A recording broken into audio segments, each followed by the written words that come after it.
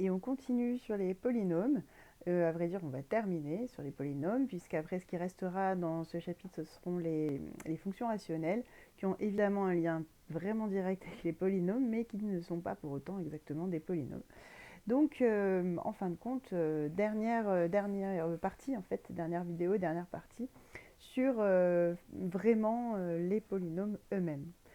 Alors, donc il nous restait justement le grand 5 qui va aborder la notion de polynôme irréductible. Et vous voyez déjà dans le titre qu'on va distinguer les deux cas, en fait, selon qu'on travaille sur C ou qu'on travaille sur R, on verra que ça change quand même pas mal de choses, en termes de polynôme irréductible en tout cas. Alors, donc déjà, qu'est-ce qu'on va appeler des polynômes irréductibles?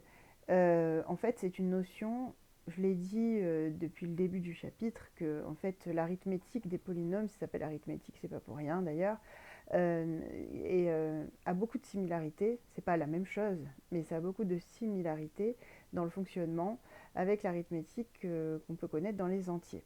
Et justement, dans les entiers, on a les nombres premiers qui sont qu'on pourrait considérer comme irréductibles, entre guillemets. Enfin, on aurait pu choisir un vocabulaire de cette sorte, parce que ce sont des nombres qu'on ne va pas, pour lesquels on ne va pas arriver à trouver de facteurs non trivial, non triviaux d'ailleurs, c'est-à-dire ni 1 ni moins 1.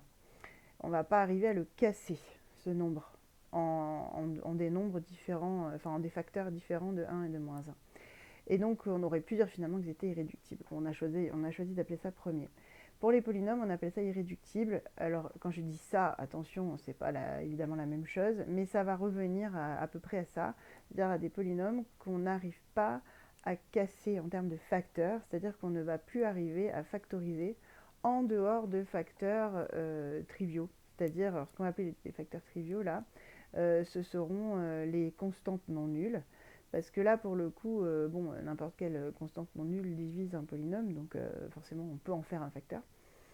Ou bien les polynômes associés aux polynômes de départ, puisque donc les associés, je rappelle que ça revient à dire les proportionnels, disons. Que si j'ai P au départ, c'est les lambda P.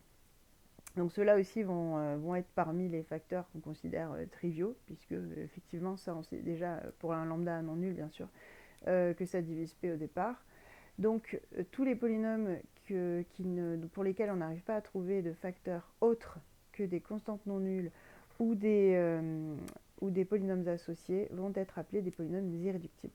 C'est-à-dire que ce seront des polynômes donc on n'arrivera pas à casser en termes de factorisation. Voilà, en dehors donc je l'ai dit, de facteurs vraiment basiques.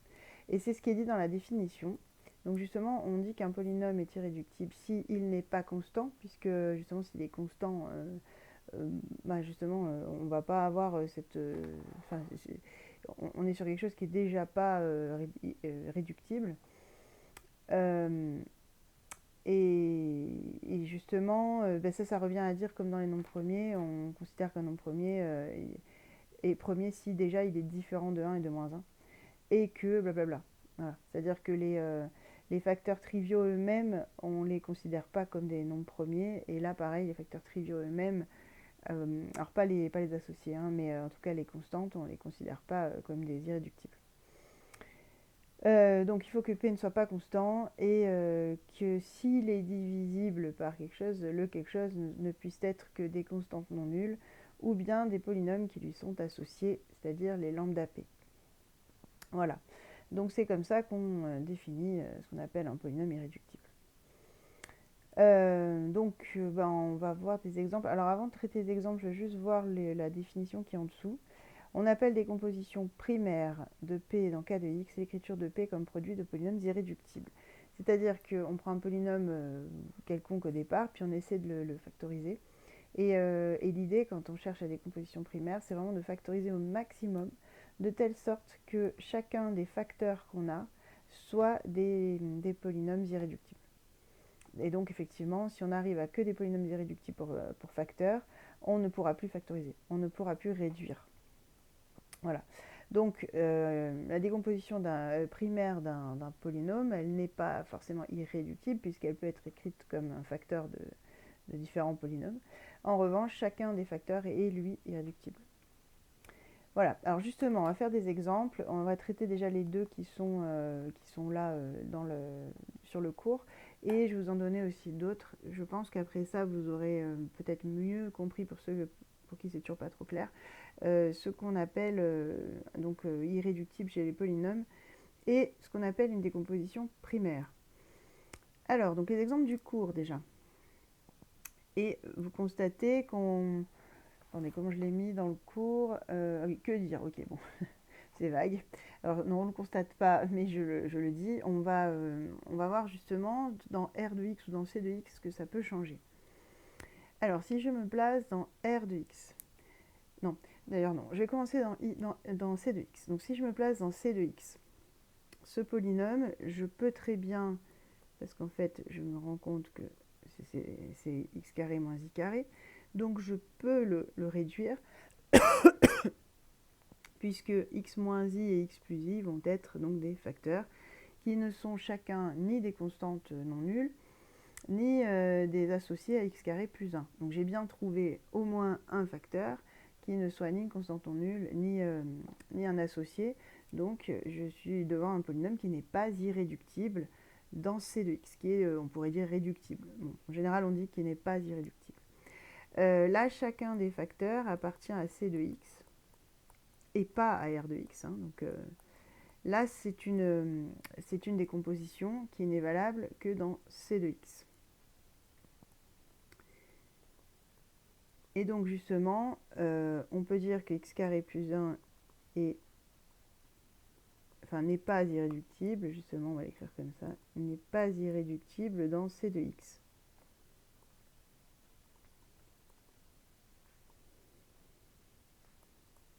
Puisque, par exemple, x moins i divise x carré plus 1. On peut même d'ailleurs citer le deuxième, tant qu'on y est, x plus i divise x carré plus 1. Voilà, et que justement, x moins i, x plus i ne sont ni des constantes, ni des associés de x carré plus 1. En revanche, si je me place maintenant dans R de x, c'est-à-dire que si je veux le factoriser, je n'ai le droit qu'à des polynômes à coefficients réels. Là, pour le coup, je suis embêtée, parce que la seule factorisation qu'on pouvait avoir, c'est celle que j'ai écrite. On a des polynômes à coefficients complexes non réels. Donc, clairement, je ne pourrais pas écrire ça dans R de x. Donc, dans R de x, on se rend compte que ce polynôme, pour le coup, il est irréductible. Je ne peux pas faire mieux. Je ne peux pas trouver de polynôme non constant ou non associé qui divise ce polynôme dans R de x. Donc, en revanche, il est irréductible dans R de x. Alors après, on va pousser un petit peu la notion, hein, voir un peu généraliser des choses, constater des choses. Bon là, pour l'instant, on est basique, enfin on utilise ce qu'on sait jusqu'à maintenant. Donc on observe et effectivement, on a une irréductibilité dans C de x, mais pas dans R de x. Ce qui existe couramment. Maintenant, donc, si je prends l'autre et que j'essaie d'avoir, là on me demandait dans le deuxième exemple, donner la décomposition primaire. Bon, ça revient quand même, ça revient à se demander déjà en premier lieu s'il est irréductible ou pas, puisque s'il est irréductible, c'est déjà une décomposition primaire. Bon, là, clairement, il n'est pas irréductible, puisque j'ai déjà x au cube qui est un facteur, qui pour le coup est valable dans C de x ou dans R de x, donc bon, clairement, il n'était pas irréductible. Et je vais essayer justement de le réduire au maximum dans C de x et dans R de x. Donc, on retombe sur x carré plus 1, ce qui n'est pas innocent de ma part, évidemment. C'était pour éviter de faire des exemples où on réfléchit trop longtemps. On retombe donc sur le même que celui qu'on a étudié juste avant. Et donc, justement, on sait que si on est dans R de x, on ne pourra pas faire mieux. Et si on est dans C de x, en revanche, on pourra écrire que c'est égal à x moins i facteur de x plus i. Donc, on va avoir une décomposition plus complète. Et arrivé là, je ne peux rien faire d'autre. Donc là, j'ai que des facteurs, donc j'ai x fois x fois x. X est un polynôme qui est parfaitement irréductible, je ne peux plus factoriser, hein, pour le coup, à part par une constante, mais encore une fois, c'est pas considéré comme un facteur irréductible. Donc ça c'est bon, c'est irréductible. Et x moins i et x plus i sont aussi irréductibles dans C de x. Donc je ne peux pas aller plus loin. Donc du coup, qu'est-ce qu'on peut en déduire? Que justement, ça, c'est la décomposition primaire.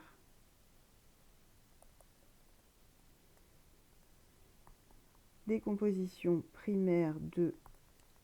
je ne lui ai pas donné de nom, je crois. Donc je vais écrire le polynôme de x puissance 5 plus x puissance 3 dans R de x. Et celle-là, c'est la décomposition primaire. Il n'y a pas de notation particulière pour indiquer la décomposition primaire. On utilise le français. Voilà. Donc dans C de x.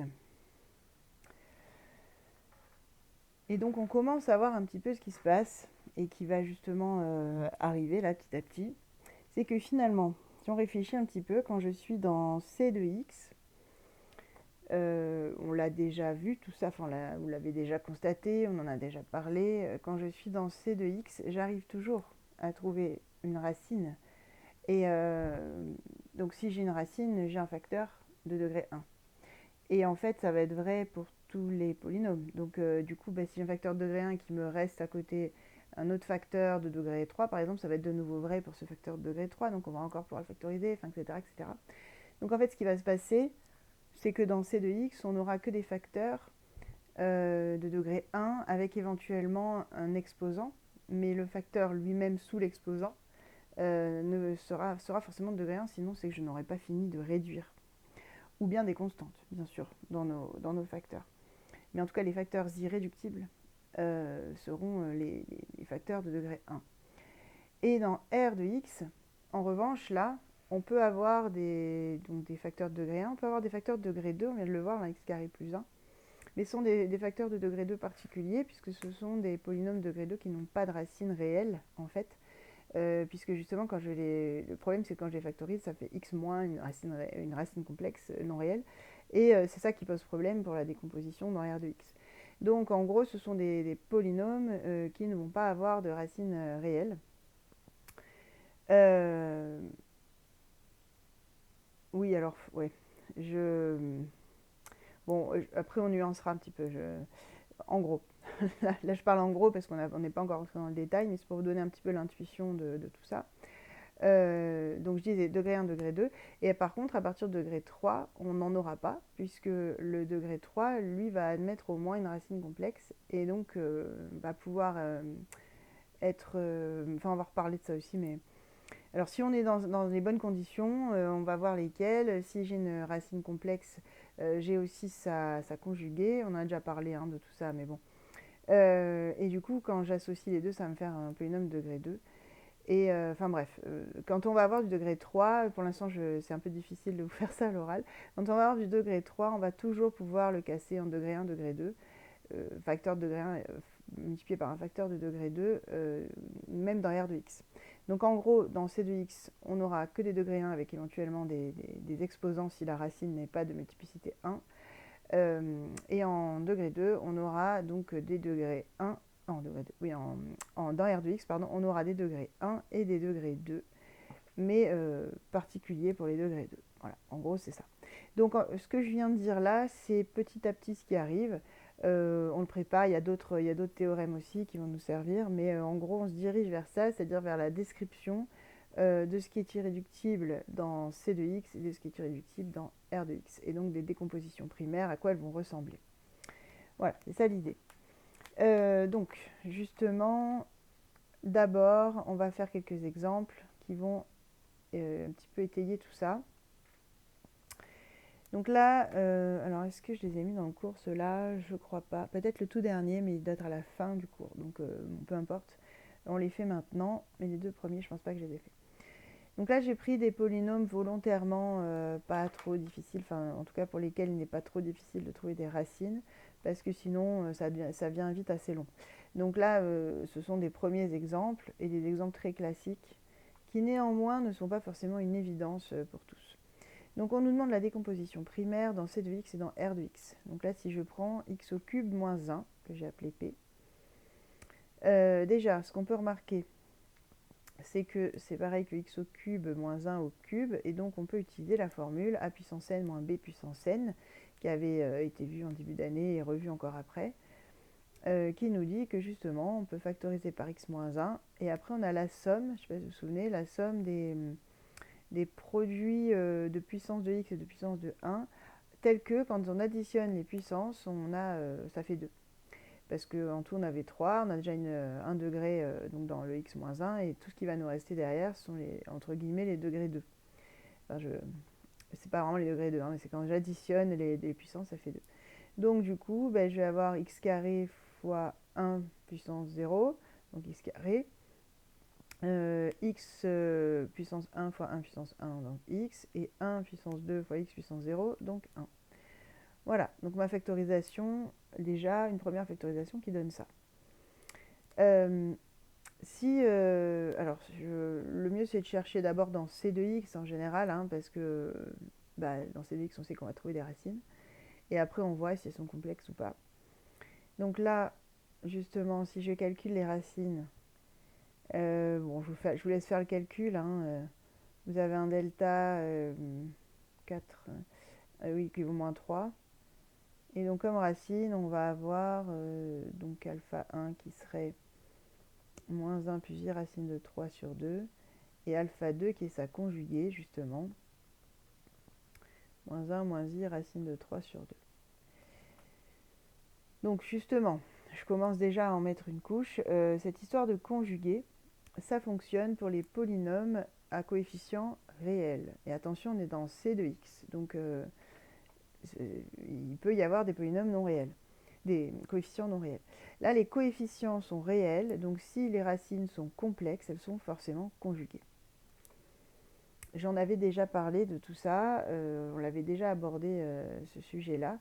Je ne pense pas qu'il y ait besoin qu'on revienne là-dessus, mais bon, si besoin, n'hésiterez pas. En tout cas, voilà, là j'ai un polynôme à coefficient réel, donc je sais quand j'en ai trouvé une que l'autre est conjuguée. Ok. Voilà, donc j'ai mes deux racines, ce qui veut dire que si je me place dans C de x, c'est-à-dire que j'accepte les polynômes à coefficients complexes, je vais donc avoir une factorisation en x moins alpha 1, x moins alpha 2. D'ailleurs, je vais l'écrire comme ça, c'est plus simple, c'est plus joli en plus. Voilà, sauf que, attention, alpha 1 n'appartient pas à R et alpha 2 non plus. Donc, moralité, ça c'est clairement la décomposition primaire de P sur C de x, mais ça ne peut pas être celle sur R de x. Et justement, sur R de x, qu'est-ce qui se passe? Ce qu'on fait, c'est qu'on... D'ailleurs, là, je vais même mettre alpha 1 bar, c'est mieux. On rassemble x moins alpha 1, x moins alpha 1 bar, enfin, on rassemble, on développe, quoi.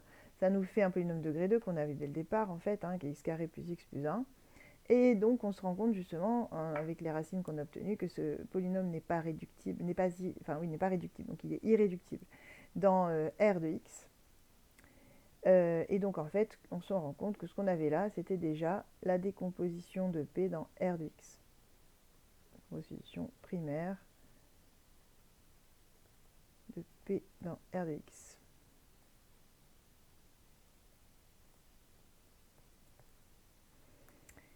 Voilà, donc du coup, ça répond pour le premier, c'est traité.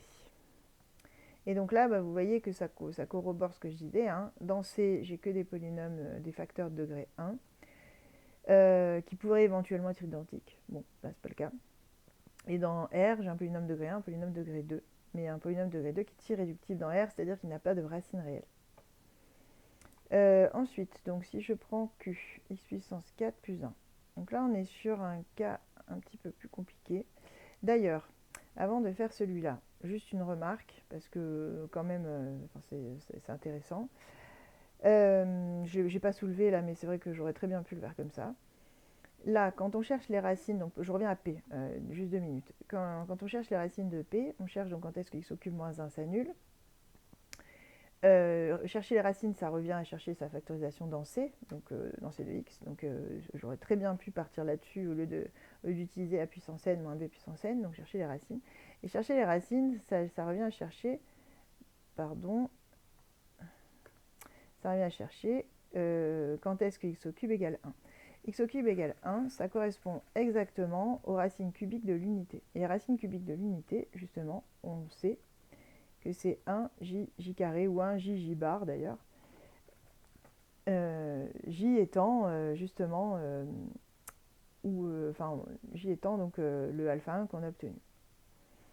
Donc, on aurait très bien pu passer par là et utiliser les racines énièmes de l'unité. Alors pourquoi je dis ça? Parce que ce qu'on va faire après, là, en fait, il y a beaucoup de polynômes où on vous amène vers ça, parce que ce sont des cas, disons, où on peut aller assez loin dans les degrés, on s'en sort toujours. Et donc justement, pour celui qui arrive, ce serait intéressant de plutôt utiliser ça. Alors parfois on peut contourner les racines énièmes. Cela dit, quand on les voit, c'est en général plus rapide. Donc, et puis dès qu'on attaque des degrés un peu au-delà de 3, quoi. Voilà. Et que ça s'y prête, bien sûr. Selon ce qu'on vous met, bon, on ne pourra pas parler des racines énièmes, hein. Mais là, x4 plus 1, clairement, on n'en est pas loin. Alors justement, je vais expliquer. Alors, il y aurait une façon de détourner, de contourner plutôt le problème. Ce serait d'écrire que x puissance 4 plus 1, c'est rien d'autre finalement que x puissance 4 moins i carré. Et de voir ça comme un a carré moins b carré, et après continuer. Donc on aurait pu faire ça. Moi, j'ai envie de vous montrer ce qui est caché derrière, entre guillemets. Parce que, en fait, si je prenais donc x puissance 8 moins 1, vous allez vous dire, mais d'où ça sort? Bon, vous allez comprendre pourquoi je dis ça. Justement, ça c'est x puissance 4 au carré, lui c'est 1 au carré. Donc finalement, je peux écrire x puissance 8 moins 1 comme x puissance 4 moins 1 fois x puissance 4 plus 1. Et c'est là où ça devient intéressant, c'est que j'ai x puissance 4 plus 1. Et ce qui est intéressant aussi, c'est que les racines de x puissance 8 moins 1, de la même manière que tout à l'heure pour x au cube moins 1, ce sont les racines huitièmes de l'unité. Et donc, bon, peut-être que vous ne vous souvenez pas de comment on fait, j'espère que oui, mais sûrement que pour certains, ce sera non. Peut-être que vous ne vous souvenez pas, mais en tout cas, on sait faire. Je vais le rappeler, hein, évidemment. On sait faire et c'est assez rapide. Voilà. Ça ne veut pas dire qu'il y a zéro calcul, ça veut simplement dire qu'on sait où on va, qu'on sait comme ça. Donc, ce que je suis en train de dire, c'est que lui, on connaît ses racines, ce sont les racines huitièmes de l'unité. Maintenant, si je regarde ce qui se passe là, lui, pareil, mais ce sont les racines quatrièmes de l'unité. Et on est d'accord que ce polynôme et celui-là ont exactement les mêmes racines puisqu'ils sont égaux. Donc finalement, notre polynôme là qui nous intéresse, x puissance 4 plus 1, on sait déjà que ces racines sont des racines huitièmes de l'unité, puisque ce sont aussi des racines de celui qui est à gauche.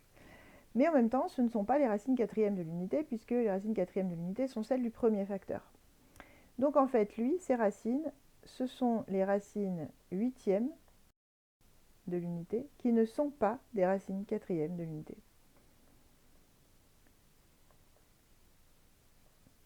Qui ne sont pas des racines quatrièmes de l'unité. Voilà. Alors maintenant, reste à faire un petit rappel sur les racines énièmes de l'unité, parce que depuis tout à l'heure je parle de ça, mais alors 1j carré, bon, admettons pour ceux qui s'en rappelaient, bon, disons que c'est un cas un peu particulier qu'on voit souvent. Les racines huitièmes, pour le coup, c'est pas un cas particulier qu'on voit souvent. Donc, petit rappel, je vais l'écrire là. Donc, les racines énièmes de l'unité, dans C, bien sûr, hein. Donc, ce sont les solutions de x puissance n, enfin, ou z puissance n, plutôt si on colle aux notations habituelles, égale 1. Et en passant par la forme exponentielle, etc., je ne refais pas toute la démonstration. On l'a fait vraiment un certain nombre de fois là en début d'année, donc au pire, vous retournez voir. On trouve donc que ce sont les z qui s'écrivent exponentielles de 2i capi sur n, avec k qui oscille entre 0 et n-1, entier bien sûr, ce qui nous fait n racines différentes. On a n racines distinctes de l'unité. Racines énièmes, bien sûr. Voilà, donc du coup, si je veux les racines huitièmes, donc les racines huitièmes de l'unité sont, je vais les appeler ZK, on va faire ça, E2I capi sur 8, autrement dit EI capi sur 4, avec K appartenant à 0, 7. Et pour pouvoir savoir celles qui restent, je vais écrire aussi quelles sont les racines troisième de l'unité, quatrième pardon, de l'unité. Sont donc même principe. Si j'applique ma formule, alors je vais les appeler alpha K, enfin alors K c'est pas malin, alpha I, on va mettre, voilà. Ce sont donc les E, ah oui alors I c'est pas malin non plus, d'accord, J, voilà. Ce sont les deux, parce que I c'est déjà, on a c'est notre I des complexes, donc les deux I JP sur 4. Autrement dit les EI JP sur 2 avec J appartenant à 0, 3. Voilà. Donc en gros, moi je veux les Z qui ne sont pas des alphas. C'est ça l'idée. Alors, maintenant il n'y a qu'à aller voir justement. Donc, les Z, pour K égale à 0, j'ai 1. Bon, sans surprise, 1 puissance 8, ça fait 1. Pour K égale à 1, j'ai EIP sur 4. Pour K égale à 2, j'ai E2IP sur 4, donc EIP sur 2. Pour K égale à 3, j'ai E3IP sur 4. Pour K égale à 4, j'ai EIP. K égale à 5, j'ai E5IP sur 4. Pour K égale à 6, j'ai 3IP sur 2. Et enfin, pour K égale à 7, j'ai exponentielle 7IP sur 4. Voilà. Donc ça, c'est Z0, Z1, Z2, bon, etc. Maintenant, si je regarde donc les racines, je vais changer de couleur, on va prendre ça. Les racines quatrièmes, j'ai donc 1, évidemment, ça c'est pour J égale à 0. Pour J égale 1, j'ai EIP sur 2. Pour J égale 2, j'ai EIP. Et pour J égale 3, j'ai E3IP sur 2. Donc ça c'est alpha 0, alpha 1, alpha 2 et alpha 3. D'ailleurs, je vais toutes les écrire. Donc Z4, comme ça on sait de qui on parle. Z6 et Z7. Voilà, et donc moi je veux ce qui est mauve mais qui n'est pas jaune. En gros, c'est ça. Donc ça je veux pas. Ensuite, ça je veux pas. Ça je veux pas. Et ça je veux pas. Et donc j'ai mes racines maintenant du polynôme que je recherche puisque ce sont les restantes. Donc ça va être Z1, Z3, Z5 et Z7. Voilà les bonnes racines. Donc de ce raisonnement, je peux déduire que les racines de Q, et j'en ai 4 et le Q est de degré 4, hein, donc je les ai toutes, il n'y a pas de souci. Donc les racines de Q,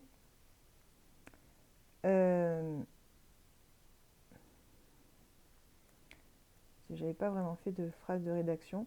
Donc les racines de Q sont les racines huitièmes de l'unité qui ne sont pas des racines quatrièmes de l'unité.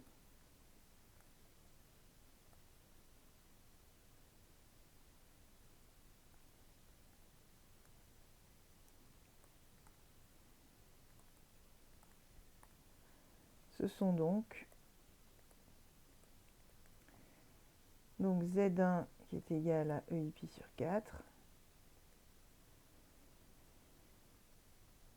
Après on verra si on écrit vraiment à quoi c'est égal. Donc Z3 égale E3IP sur 4. Z5 égale E5IP sur 4. Qui, bon, ça peut servir de l'écrire quand même, est égal à E-3IP sur 4. Et Z7 qui est égal à E7IP sur 4. Qui est égal à E de moins IP sur 4. Et donc tant que j'y suis, on va remarquer directement, mais c'est pas une surprise, mon x4 plus 1, mon polynôme Q, est à coefficient réel. Donc s'il y a des racines qui ne sont pas réelles, elles vont par paire de conjugaison. Donc si j'ai une racine, j'ai son conjugué, j'ai sa conjuguée. Et donc ce n'est pas étonnant de nous rendre compte que Z5 en fait c'est Z3 bar et que Z7 c'est Z1 bar. Elles vont bien par paire de conjugaison. Voilà, donc j'ai mes racines, ce qui veut dire que déjà je vais avoir ma décomposition primaire dans C, puisque là j'ai tous les facteurs qui apparaissent bien. Donc là on peut en déduire, donc Q égale X moins... ouais, je vais carrément mettre X moins Z1, X moins Z1 bar, X moins Z3, X moins Z3 bar, puisqu'après tout on a déjà écrit qui est quoi dans tout ça. Donc ça, c'est la décomposition primaire de Q dans C de X. Et évidemment, dans R de X, ça ne pourra pas être la même puisque j'ai des racines qui sont complexes non réelles. Décomposition primaire de Q dans C de X. Donc on vérifie là encore une fois qu'effectivement tous les facteurs sont de degré 1, comme je disais tout à l'heure. Et donc si je veux, dans R de X, mais ce que je vais faire, c'est que justement je vais reconstituer les polynômes degré 2 à coefficient réel cette fois, en multipliant, c'est pas pour rien que je les ai écrits comme ça dans cet ordre-là, en développant x moins z1 avec x moins z1 bar, parce que là je sais que j'ai deux racines conjuguées, enfin les facteurs correspondant à deux racines conjuguées, et en fait quand je fais ça, ça donne un polynôme à coefficient réel, mais avec des racines complexes conjuguées. Donc ça va bien fonctionner. Alors faisons-le, donc ça nous fait x au carré moins z1 plus z1 bar x plus z1 z1 bar. On va avoir pareil pour z3.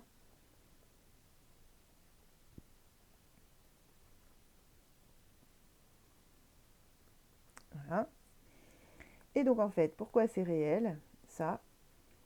Parce que quand j'additionne un nombre et un complexe et son conjugué, je récupère deux fois sa partie réelle, donc c'est bien réel, le coefficient.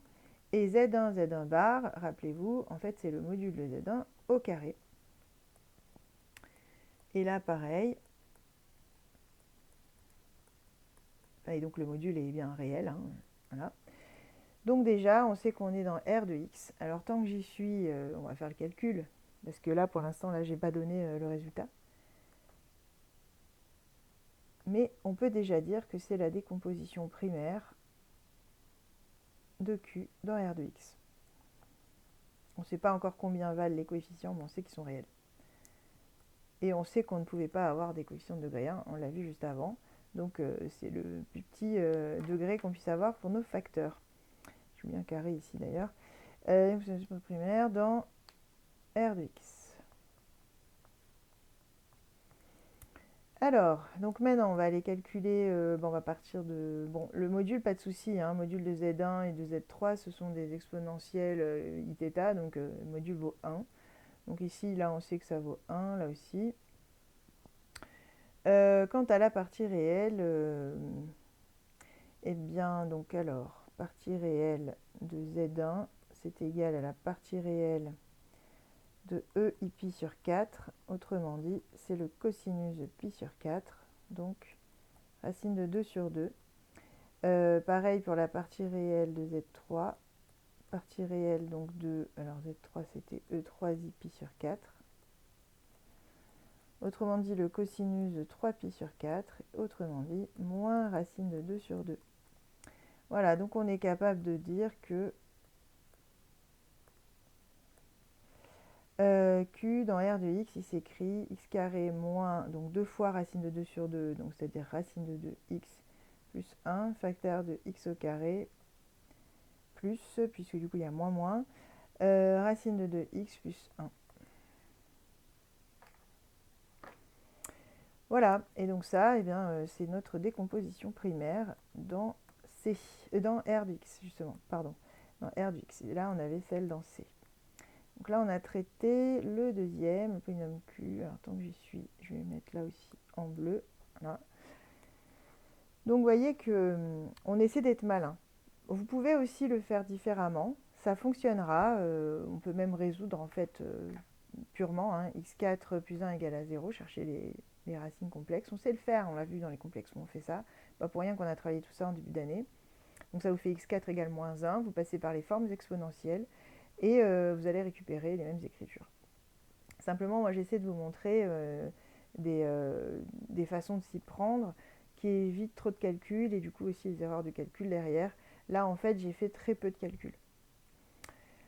Euh, Qu'est-ce que je voulais vous dire d'autre là-dessus? On est bon, je pense. Et donc, tant que j'y suis, le dernier, que j'avais appelé S, il me semble, x puissance 5 plus 1. Bon, si vous avez compris ce que je viens de faire, ça devrait aller assez vite, puisque justement, on peut utiliser exactement le même procédé.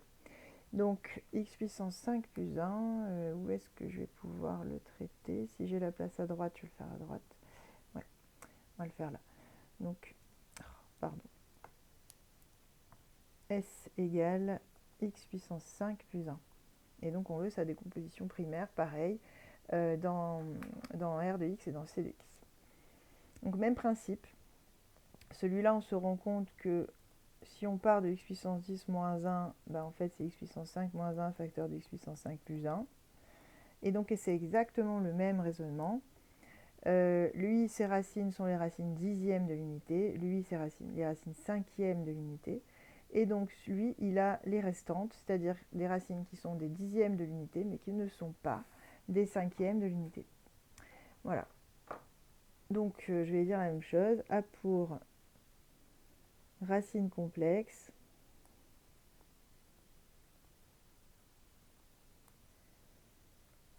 Les racines dixièmes de l'unité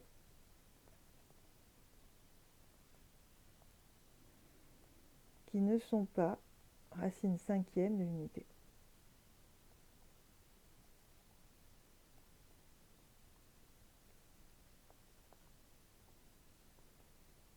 Voilà.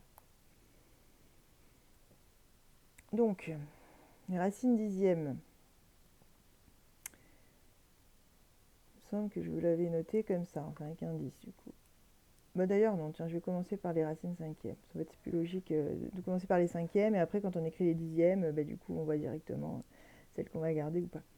Donc, les racines cinquièmes, justement, je disais tout à l'heure, c'est les E2i capi sur 5 avec k appartenant à 0,4.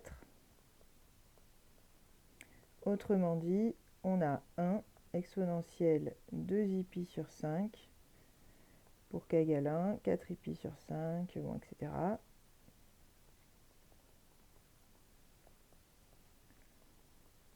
Voilà, et donc le dernier k qui vaut 4. Donc j'ai ça. Maintenant, si je prends les racines dixièmes de l'unité, donc c'est les e de i capi sur 10, donc c'est les e i capi sur 5. On voit bien ce qui se passe, hein. Si je prends que les e i capi sur 5, il y en a 1 sur 2, pour lequel le k va être pair et donc va donner une racine cinquième de l'unité. Mais bon, je vous écris quand même ce qui se passe. Donc j'ai e i pi sur 5, e 2 i pi sur 5. Vous voyez, 2 i pi sur 5, déjà c'est commun. 3 i pi sur 5, 4 i pi sur 5, E5 i pi sur 5, donc c'est e i pi, E6 i pi sur 5, 7 i pi sur 5, E8 i pi sur 5, et enfin E9 i pi sur 5.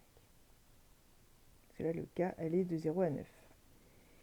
Donc maintenant, si je regarde ce qui est commun,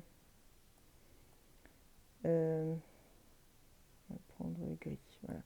Si je regarde ce qui est commun, donc j'ai ça forcément, ensuite ça, ensuite ça, ensuite ça, donc c'est bien ce que je vous disais, 1 sur 2.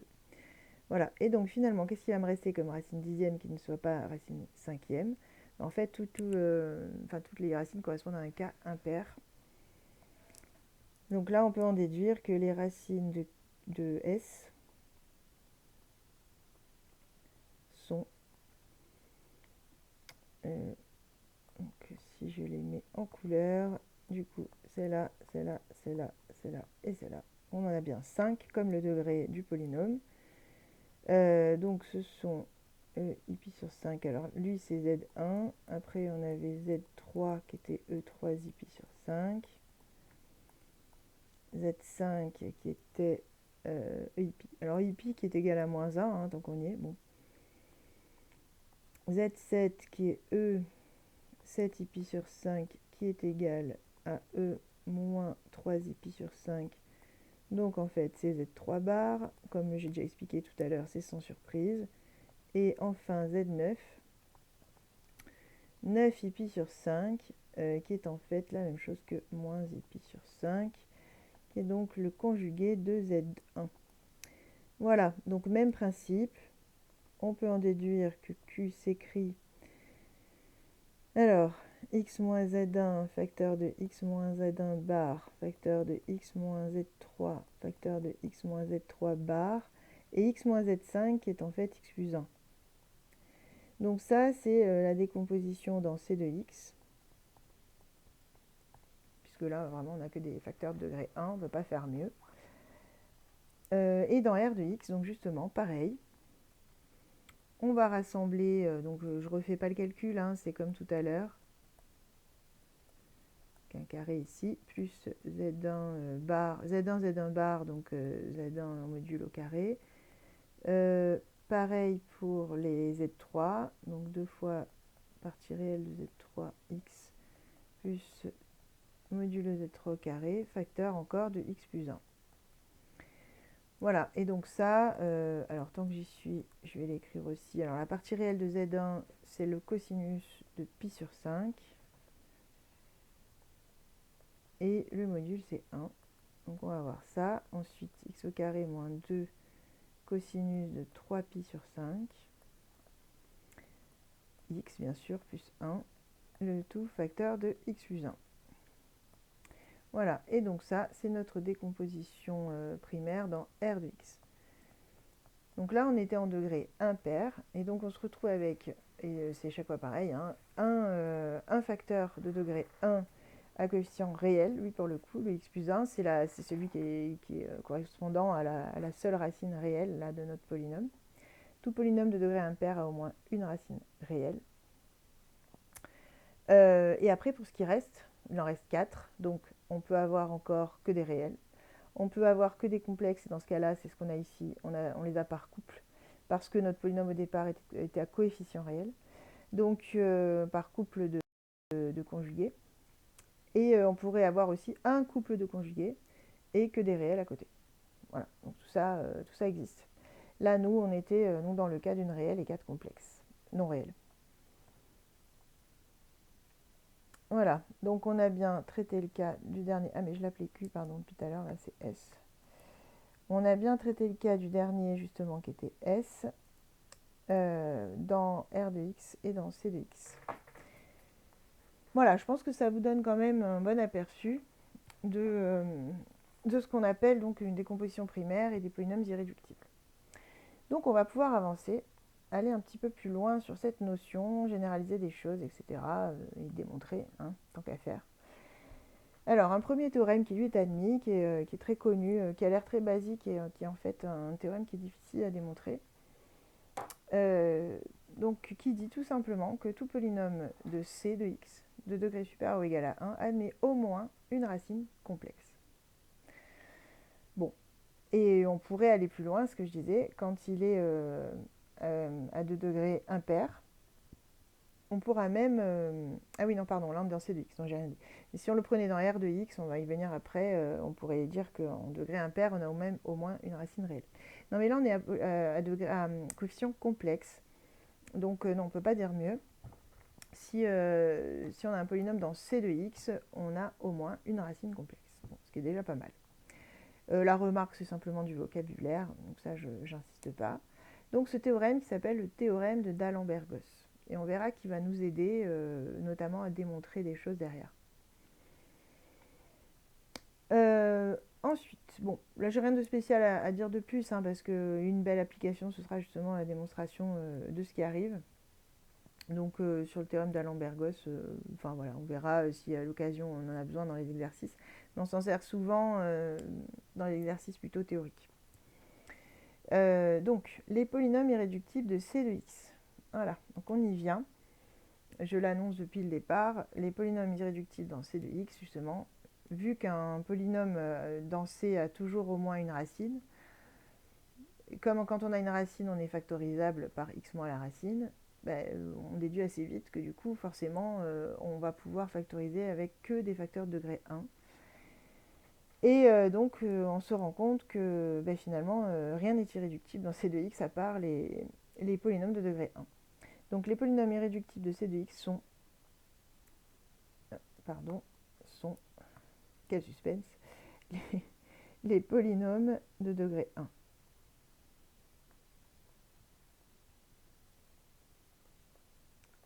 Et c'est tout. Donc ça, on va le démontrer. On va voir que l'air de rien, il y a quand même un petit peu de travail.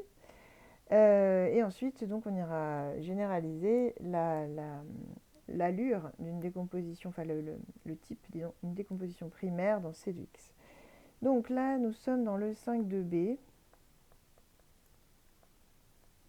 Et donc, on va démontrer, donc preuve, la proposition, il n'y en a qu'une, donc je ne numérote pas. Preuve de la proposition. Donc nous, on veut démontrer que les polynômes irréductibles de C sont exactement ceux de degré 1. Donc en fait, ça revient à démontrer, je vais l'écrire là, on veut démontrer que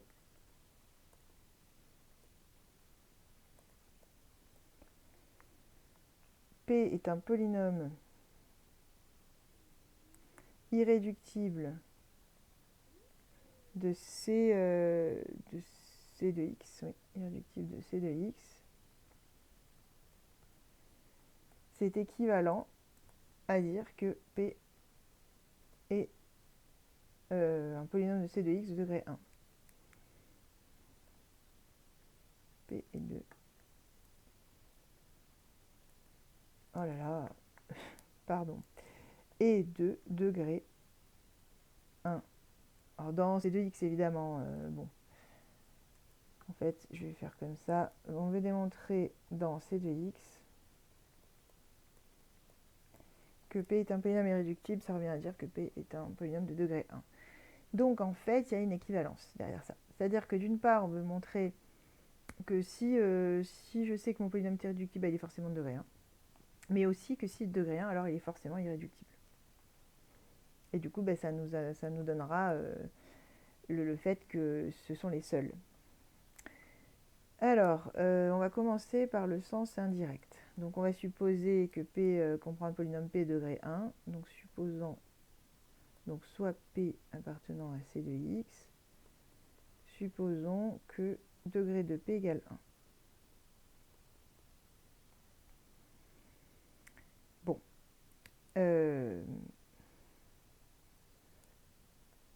Donc ce qu'on va essayer de démontrer, c'est que P est irréductible. Rappelez-vous, être irréductible, ça veut dire que les seuls diviseurs que l'on a sont les constantes non nulles et les associés au polynôme de départ. Donc moi, ce que je vais faire, c'est que je vais considérer un diviseur de P et je vais démontrer qu'il est soit constant non nul, soit associé à P. Et donc dans ce cas-là, ça démontrera que les seuls diviseurs sont ceux-là et donc que mon polynôme est bien irréductible. Donc c'est pour ça que j'introduis T appartenant à C de X tel que T divise P. Alors autrement dit, le fait que T divise P, ça revient à dire qu'il existe Q dans C de X tel que P égale Q fois T. Jusque-là, ok. Maintenant, si je regarde ce qui se passe en termes de degrés, ça voudrait dire que le degré de P, qui est 1, je le rappelle, c'est pour ça qu'on va chercher les degrés, c'est parce que notre supposition, notre hypothèse, elle porte sur le degré, est égal à degré de Q fois T. Et degré de Q fois T, on l'a vu en début de chapitre, c'est degré de Q plus degré de T. Donc on aurait ça. Et attention, un degré est supérieur ou égal à 0, sauf si c'est le polynôme nul. Mais comme P est supposé non nul, d'ailleurs, je ne l'ai pas... alors, attendez, polynôme... Là, qu'est-ce que j'ai dit je considère un polynôme... Oui, je suis bête. Oui, P de degré 1. Donc, P est non nul. Du coup, Q et T ne peuvent pas être nuls. Donc, j'ai bien un degré supérieur ou égal à 0, donc qui ne peut pas être moins l'infini. Donc là, je suis en train d'additionner deux quantités positives et d'obtenir 1, et en plus, ce sont des entiers. Donc il n'y a pas 50 façons d'arriver à 1, c'est soit 0 plus 1, soit 1 plus 0. Donc justement, on va avoir deux cas.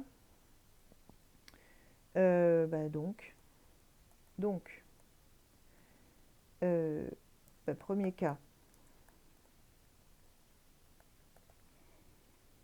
degré de Q égale 1 et degré de T égale à 0. Alors si degré de t égale à 0, ça veut dire que t est une constante, mais non nulle, parce que s'il était nul, on aurait un degré égal à moins l'infini. Donc elle appartient à k étoiles, ou à c étoiles ici, on pourrait dire. C'est vrai que tant qu'à faire, hein, on est dans C. Donc ça voudrait dire que t appartient à c étoiles. Donc là, le polynôme diviseur est une constante non nulle. Bon, ça c'est le premier cas. Et deuxième cas,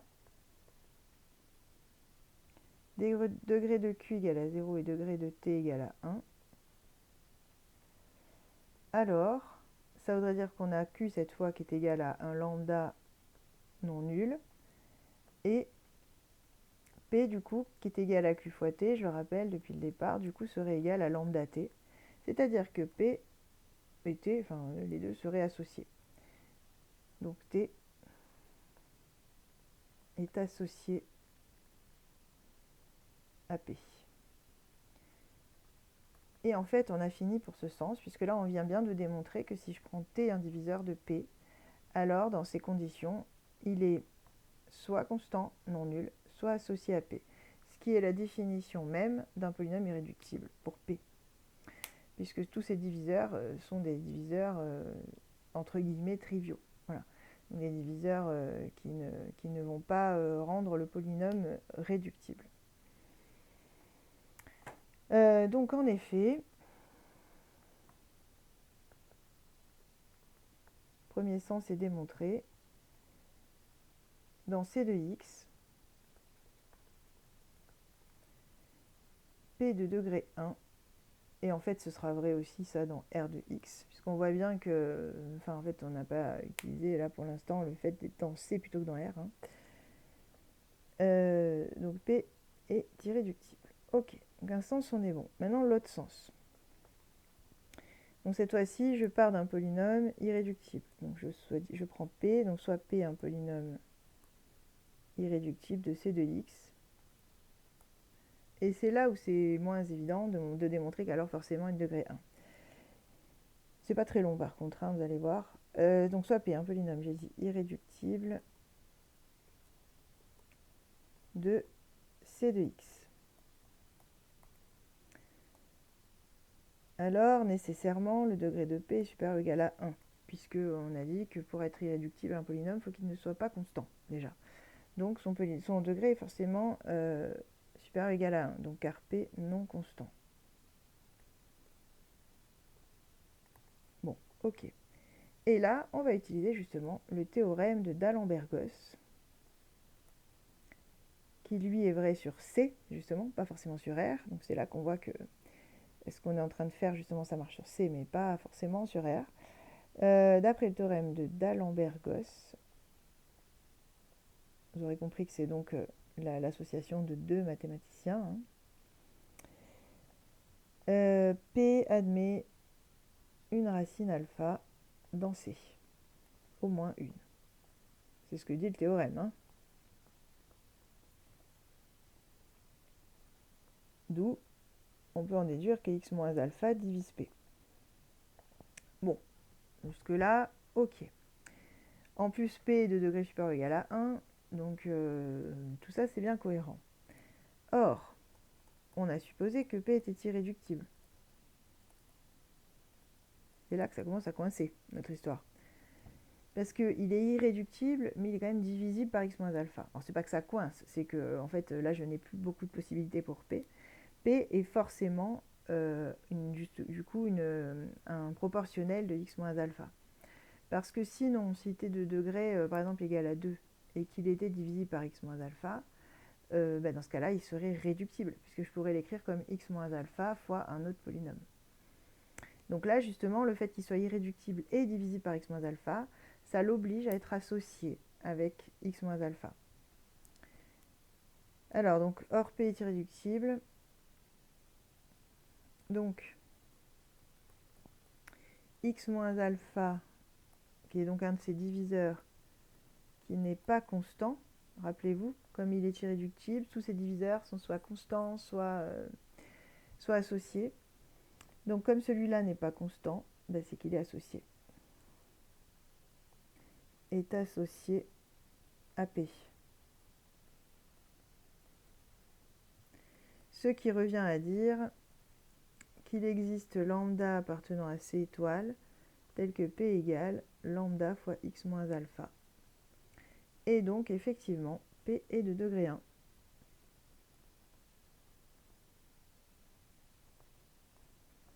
Donc, on a bien obtenu ce qu'on voulait démontrer. C'est-à-dire que si P est irréductible, alors il est nécessairement de degré 1. Voilà. Et c'est ce sens-là qui est évidemment pas toujours vrai dans R, puisque le théorème d'Allen-Bergos, justement, n'est pas vrai si je suis dans R de x, notamment.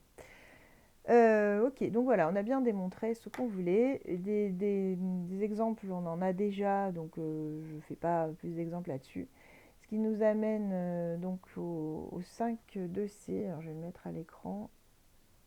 Voilà, le 5.2c où je ne vais pas démontrer, mais en fait, ça se comprend aisément, en fait, hein, ça se ressent assez facilement. Ça s'intuite. Le théorème, donc, il nous dit que si on prend un polynôme qui n'est pas constant, sa décomposition primaire et de la forme. Donc, en fait, qu'est-ce qu'on a dans cette décomposition? Que des facteurs de degré 1 avec éventuellement une puissance, un exposant. Et en fait, justement, cet exposant va correspondre exactement à la multiplicité de la racine concernée. C'est-à-dire que là, on retrouve finalement la factorisation d'un polynôme vue à travers les racines. On en avait déjà parlé. Et sauf que justement, maintenant, ça s'appelle la décomposition primaire. Voilà, donc là, on a vraiment, quand on a une écriture comme ça dans C de x, même dans R de x, d'ailleurs, hein, cette écriture, ça sera aussi une décomposition primaire. On sait qu'on ne peut plus réduire, on ne peut plus casser notre polynôme, puisque les facteurs de base sont tous de degré 1, et donc, effectivement, c'est bien la décomposition primaire du polynôme. Voilà. On ferait juste attention, parce que là, dans les exemples qu'on a vus, par exemple, le lambda valait 1. Et donc, parfois, quand on vous met un lambda qui ne vaut pas 1, vous avez tendance à l'oublier. Donc, faites attention, c'est le coefficient dominant, en fait, hein, que vous avez dès le départ. D'ailleurs, je vous l'ai écrit en dessous. Voilà, lambda est le coefficient dominant. Alpha 1, alpha 2, alpha n, les racines complexes. Et les mi sont justement les multiplicités de ces racines. Donc, la petite remarque... Du coup, on retrouve aussi, alors ça aussi on l'avait déjà remarqué, avec les notations qu'on a vues là dans le théorème, notamment pour les multiplicités. Si on veut reconstituer le degré, enfin retrouver le degré de P, il suffit d'additionner les multiplicités des racines. On avait dit justement que dans C, quand on compte, on prend les racines comptées avec leur multiplicité, c'est-à-dire quand elle est double, je la compte 2 fois, quand elle est triple, je la compte 3 fois, etc. Et si on additionne comme ça le nombre de racines, on récupère exactement le degré. Donc on a autant de racines comptées avec leur multiplicité que ce qu'on a de degrés du polynôme, comme degré du polynôme. Voilà, ce qui n'est pas vrai dans R, puisque j'ai pas toujours des racines. Donc ça, on en reparlera dans R. Ah oui, et le corollaire important, qui est vraiment directement lié. Du coup, si on prend n'importe quel polynôme dans C de x, il est scindé. Donc justement, c'est à cette occasion qu'on avait déjà parlé de cette écriture-là, de x moins alpha avec les multiplicités. C'est-à-dire que justement, c'est exactement cette écriture, être scindé. Donc voilà, c'est-à-dire que je peux donc l'écrire avec... Enfin, je peux faire apparaître les racines sans... Enfin, je ne sais plus comment vous le reformuler, parce qu'en fait, tout est déjà écrit. Voilà, c'est bien un produit de x moins alpha, alpha i, quoi, avec des alpha i éventuellement distincts. On avait déjà expliqué que les alpha i pouvaient être égaux, donnant lieu donc à un exposant plus grand que 1 dans ce cas-là. Voilà. Donc, dans ces deux x, ils sont absolument tous scindés, les polynômes. Maintenant, allons voir un petit peu ce qui se passe dans R de x, pour terminer notre vidéo et donc toute notre partie sur les polynômes. Mais bon, c'est pas encore fini, parce que vous allez voir, il y a des petites choses à démontrer encore. Donc, si on veut maintenant généraliser ce qui se passe dans R de x, c'est un petit peu plus délicat, mais on y arrive encore. Les polynômes irréductibles de R de x, justement, on l'a remarqué tout à l'heure, j'ai déjà préparé le terrain là-dessus, sont donc, on a d'une part les polynômes de degré 1, donc ça c'est toujours vrai, et aussi les polynômes de degré 2 sans racine réelle.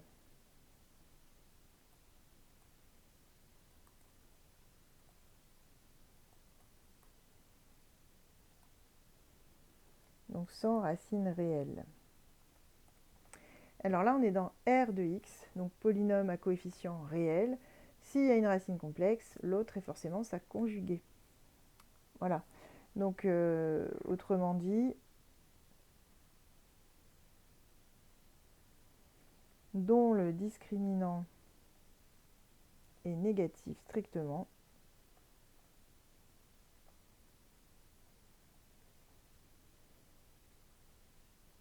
et donc à racine complexe conjuguée.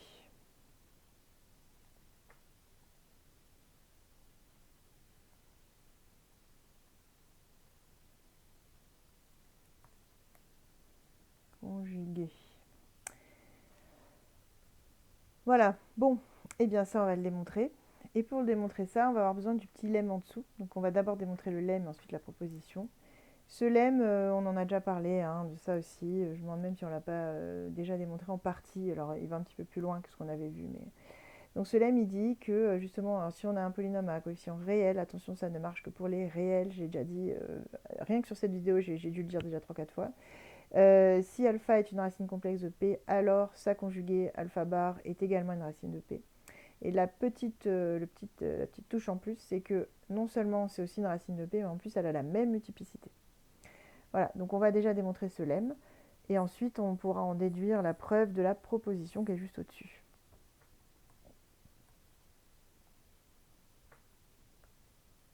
Voilà. Alors, on y va, preuve du lemme déjà. Alors, je vais me placer là. Donc là, c'est le 5,3a.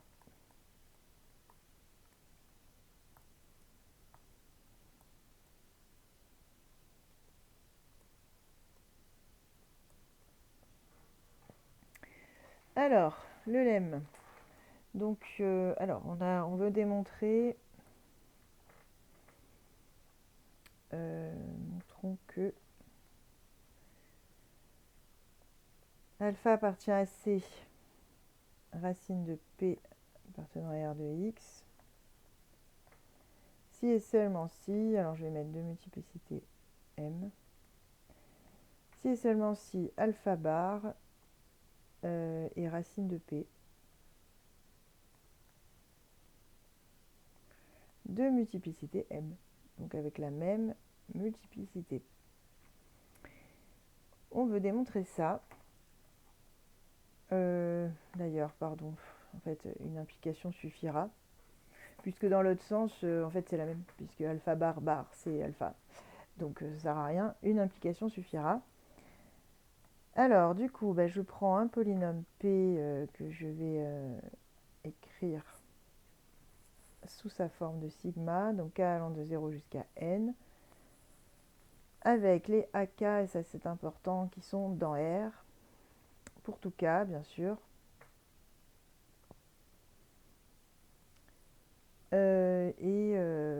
Quoi d'autre?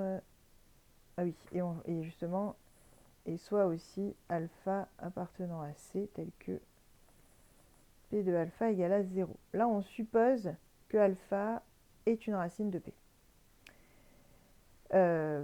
On n'est pas en train de dire que pour tout P, il existe une racine. Ça, c'est encore autre chose. Mais si on a une racine de P, alors la conjuguée aussi. C'est ça qu'on veut démontrer.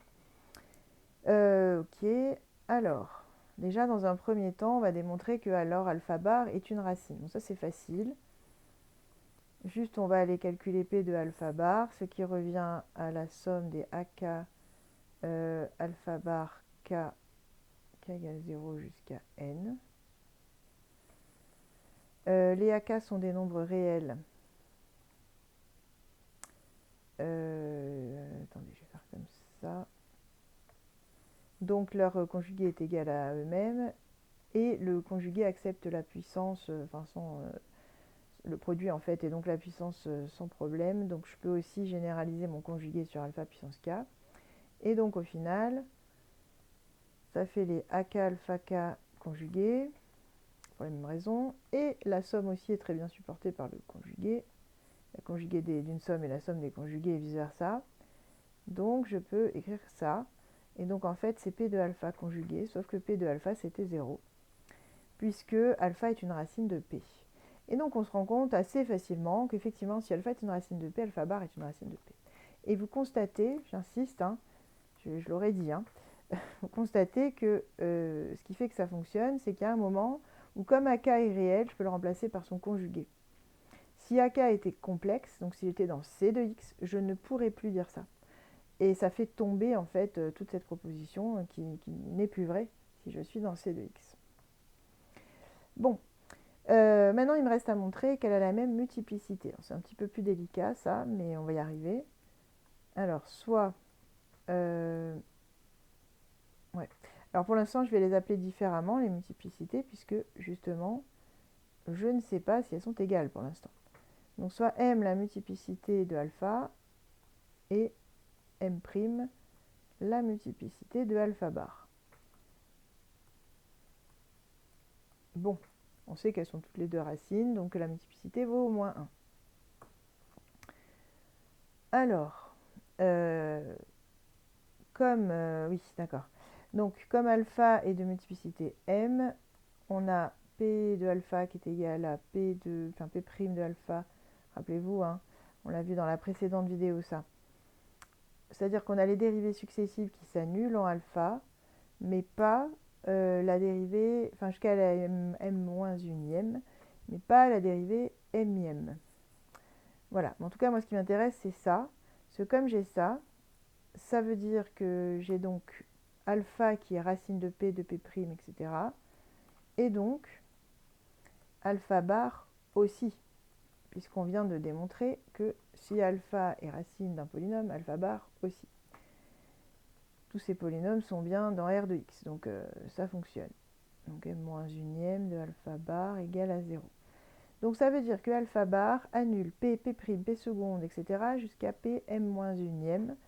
Donc sa multiplicité, elle est supérieure à m, supérieure ou égale. Puisque si les suivantes ne s'annulent pas, cette multiplicité, ce serait m comme alpha, mais on ne sait pas. Là, nous, tout ce qu'on sait, c'est que vu que alpha était racine de tous ces polynômes, alpha bar aussi. Mais si ça se trouve, pour alpha bar, on prend la dérivée suivante et ça marchera encore. On ne sait pas. Donc, tout ce qu'on peut dire à ce moment-là, c'est que...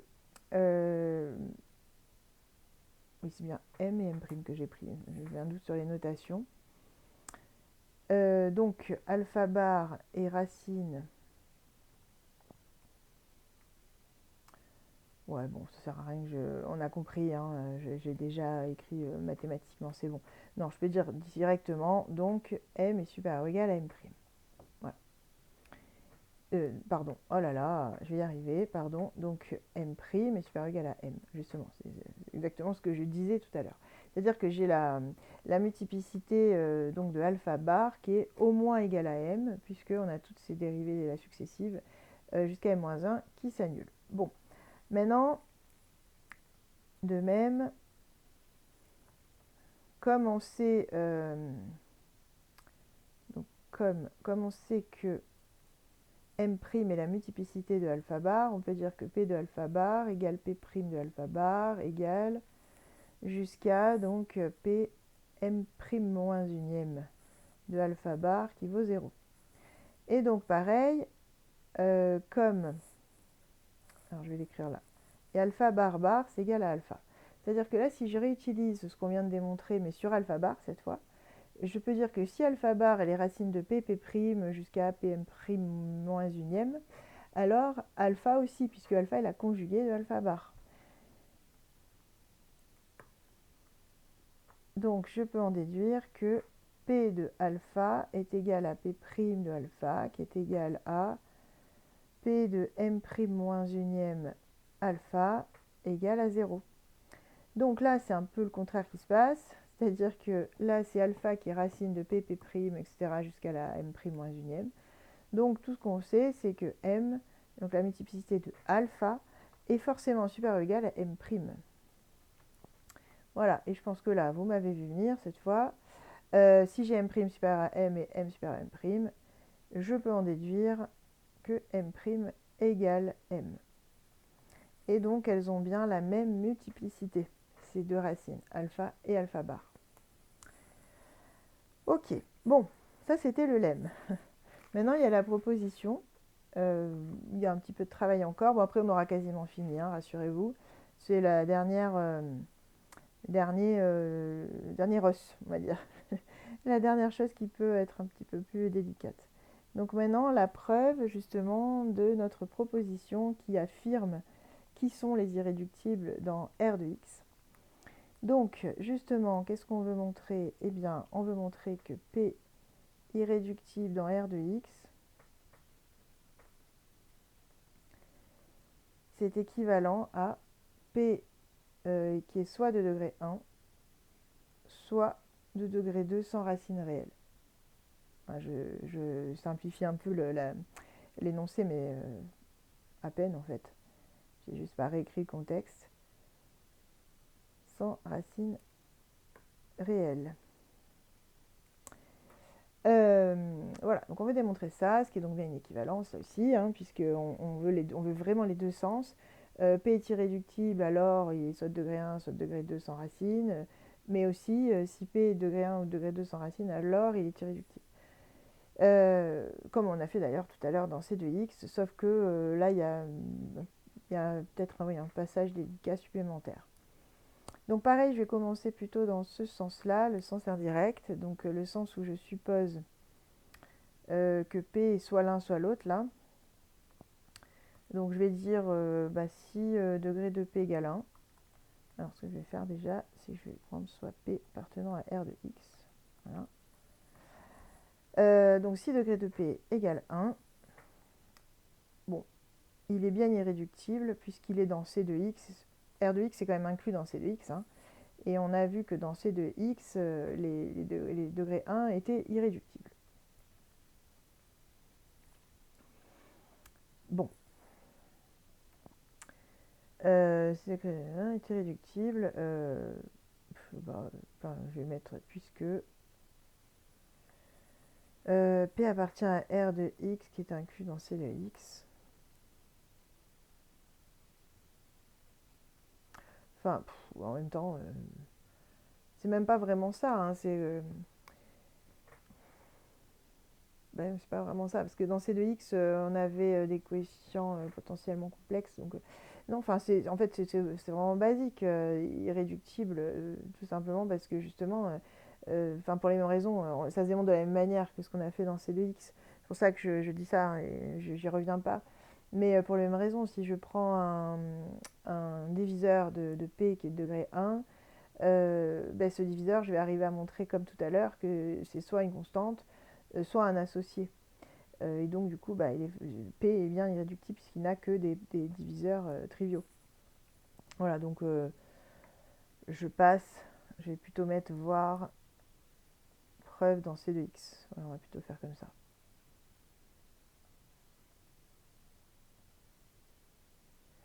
C'est-à-dire que on a démontré tout à l'heure que si j'ai un polynôme de degré 1 avec des coefficients complexes, alors il est bien irréductible.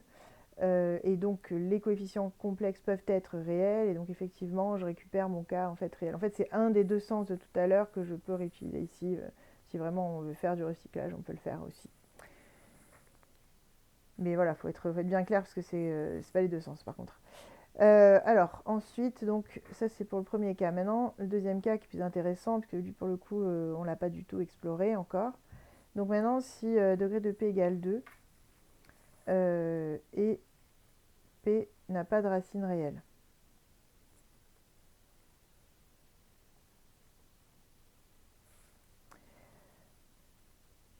On va là aussi essayer de démontrer qu'il est irréductible en prenant un diviseur quelconque au départ. Donc je prends Q appartenant à R de X tel que Q divise P. Donc je prends un diviseur de P et j'essaie de démontrer qu'il est soit constant, soit associé. Donc ce que je vais faire, c'est que au départ, je vais dire donc soit Q qui divise P avec Q non constant. Et donc je vais arriver à démontrer que dans ce cas-là, il est forcément associé. Et donc du coup, à la fin, soit il est associé, soit s'il n'est pas associé, c'est qu'il est constant. Puisque là, le seul cas que j'ai enlevé, c'est le cas constant. Je vais faire ça. Alors, montrons que Q est associé à P. Donc là aussi, on va aller chercher le théorème de D'Alembert-Gosse, c'est-à-dire qu'on va passer par les complexes. Et on va revenir ensuite dans R de x. Donc d'après le théorème de D'Alembert-Gosse, c'est encore une fois R de x est quand même inclus dans C de x, hein, donc le théorème il reste vrai, mais attention pour une racine complexe. Donc c'est pour ça que je dis qu'on passe par les complexes. Alors, d'après le théorème de D'Alembert-Gosse, quand je disais tout à l'heure qu'il était faux dans R, je voulais dire que c'était pas vrai pour les racines réelles. Hein. J'espère que j'ai pas mis la confusion chez vous. Donc d'après le théorème de D'Alembert-Gosse, comme Q appartient à R de x qui est inclus dans C de x, il existe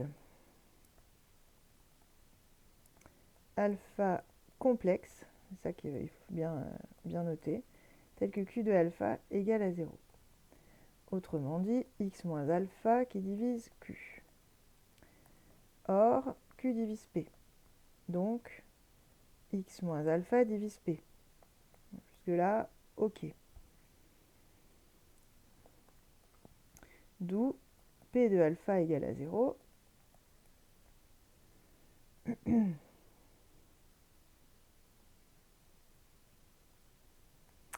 Et donc, alpha est une racine de P. Comme on a supposé que P n'avait pas de racine réelle, c'est que alpha est forcément complexe non réel. Sinon, ça ne pourrait pas être une racine de P, puisqu'on a supposé que P n'avait pas de racine réelle. Voilà. On est dans le cas où delta était, là, par exemple, j'aurais pu le mettre, delta strictement négatif. Donc si je trouve une racine, elle ne peut pas être réelle. Bon, donc en gros, on vient juste de démontrer, mais bon, par le théorème de D'Alembert-Gosse, hein, que un polynôme de degré, là je suis dans le degré 2, de degré 2 à coefficient réel a forcément au moins une racine complexe. Mais bon, en fait, c'est juste l'application du théorème de D'Alembert-Gosse. Mais ce qui est intéressant, c'est que dans le lemme, on a démontré que si on a une racine, et à plus forte raison complexe, ce qui est intéressant, c'est que ça conjuguait aussi, et les racines.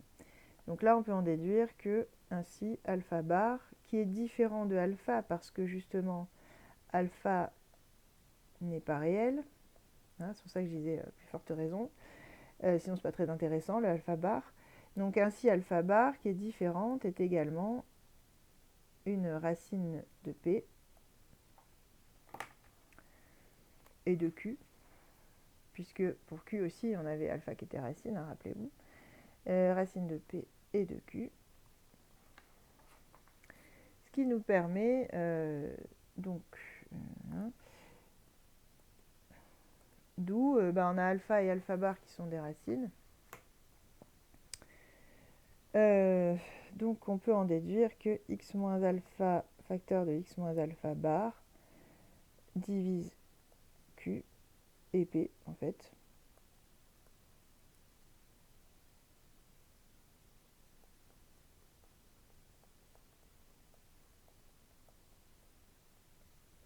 Oui, à vrai dire, Q divise Q. Enfin, oui.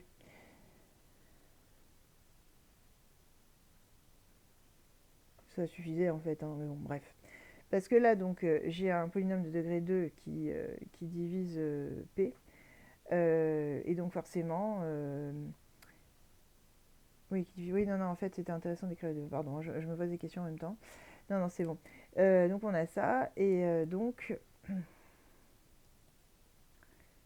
comme degré de P égale 2, alors il existe A appartenant à R étoile, cette fois, puisqu'on est dans R là, tel que P égale A fois x moins alpha bar. Et comme x moins alpha bar divise aussi Q, ben j'ai forcément P et Q qui sont associés.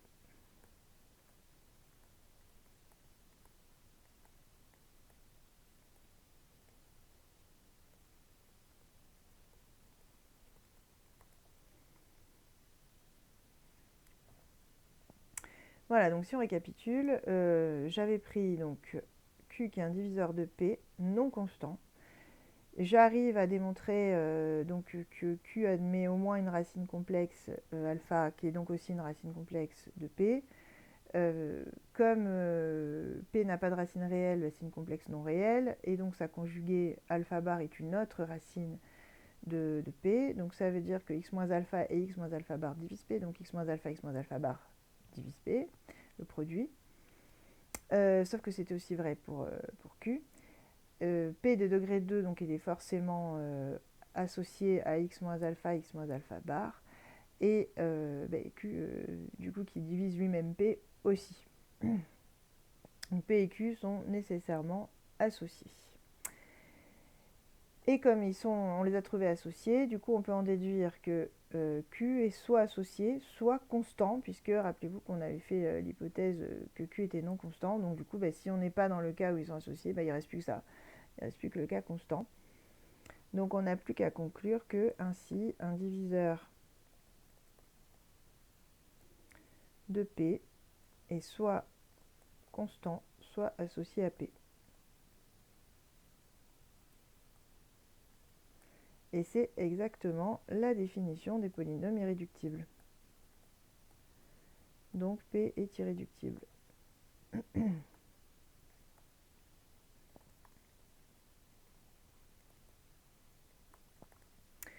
Voilà, bon, donc un sens, ok. Maintenant, l'autre sens,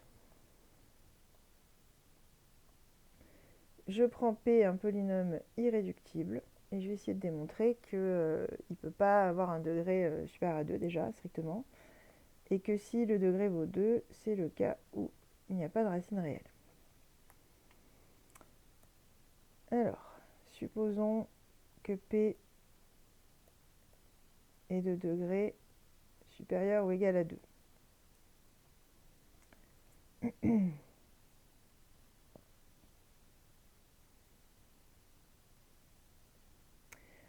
Alors, pourquoi on enlève le degré 1? Parce qu'en fait, le degré 1, on a déjà... c'est pas le degré qui va poser problème, en fait.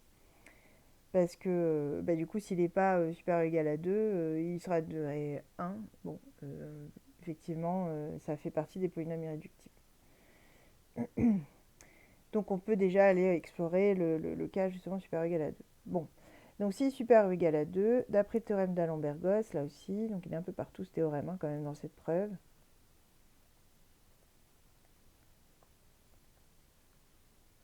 Théorème d'Alembert-Gosse. Je peux dire qu'il existe un alpha complexe tel que P de alpha égale à 0, autrement dit une racine de P. Alpha n'appartient pas à R, car sinon on aurait x moins alpha qui divise P, et donc, comme P est de degré supérieur ou égal à 2, ça reviendrait à dire que P ne serait pas irréductible.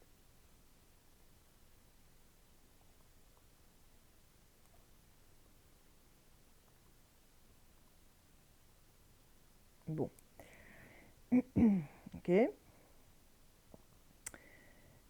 Du coup, comme précédemment, on l'a déjà vu, comme x moins alpha divise P, avec alpha qui n'est pas réel, alors x moins alpha bar est un autre facteur de P.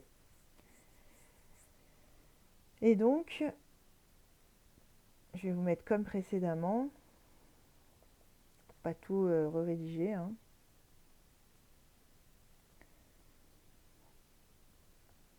On peut en déduire que x moins alpha fois x moins alpha bar divise P.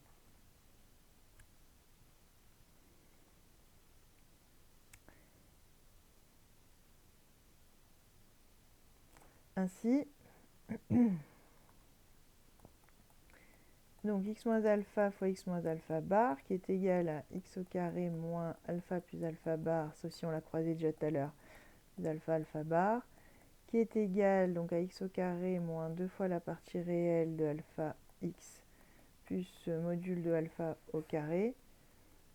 Donc ça appartient à R de x. On a vu tout à l'heure, hein, ça ne vous choque pas, je pourrais même écrire que c'est 2 cos machin. Θ, disons, avec le θ qui serait un argument de alpha. Bon. Enfin là, il n'y a pas forcément besoin d'aller jusque-là. Ce qui nous intéresse, c'est que chaque coefficient est un réel, et donc on est bien dans R de x. Donc en fait, on a ce polynôme qui divise P, qui est un polynôme de R de x.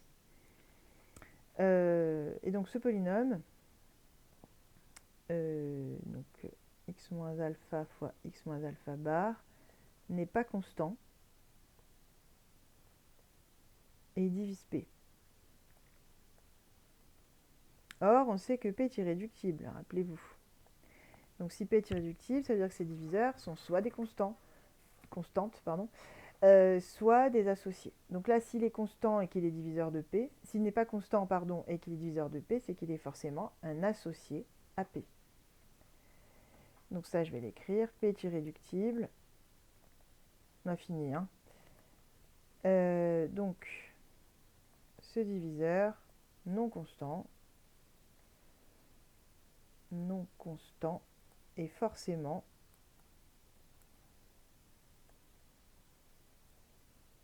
associé à P.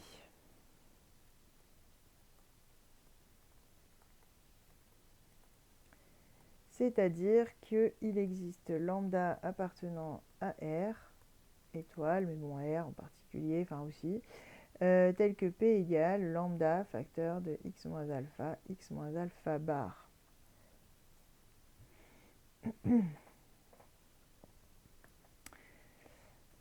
Du coup, justement, c'est bien ce qu'on a déterminé, ce qu'on voulait, je veux dire. Il est forcément associé à P. Donc on a bien démontré que si P est de degré supérieur ou égal à 2, alors en fait il est exactement de degré 2. Donc d'où P est de degré 2 et sans racine réelle.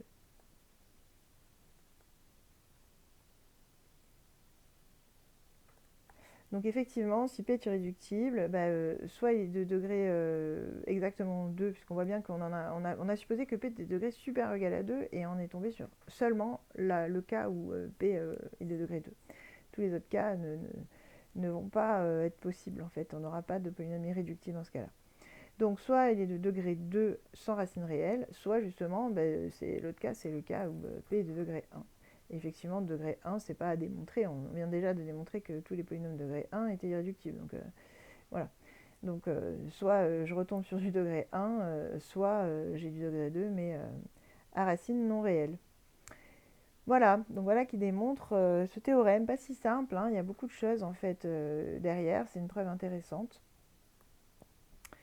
Et aussi un contenu intéressant, donc à apprendre, à connaître par cœur, hein, ça, hein, qui sont les irréductibles dans C2X et qui sont les irréductibles dans R2X. Surtout que c'est pas très difficile quand même de s'en souvenir. Donc dernier point pour terminer notre vidéo et ce contenu-là. Du coup, si on veut généraliser la décomposition primaire d'un polynôme dans R2X, c'est plus difficile à écrire forcément.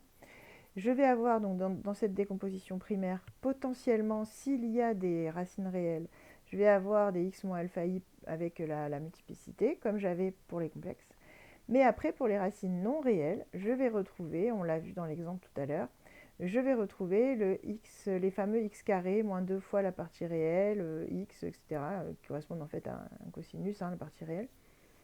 Plus le module de bêta. Alors les bêta étant les racines complexes non réelles, hein. Donc je vais récupérer en fait donc des polynômes de degré 2 irréductibles dans R de x, c'est-à-dire avec racines non réelles. Et avec éventuellement, vous voyez qu'ici, là, il y a des puissances, parce qu'on peut éventuellement les retrouver plusieurs fois, ces racines, c'est-à-dire qu'on pourrait avoir bêta 1 qui est racine double. Et si elle est double, bêta 1 bar aussi, puisqu'on a vu qu'elles étaient racines toutes les deux et à multiplicité égale. Et du coup, le fameux facteur là, avec la partie réelle, là, le x moins bêta 1 fois x moins bêta 1 bar, serait aussi répété plusieurs fois.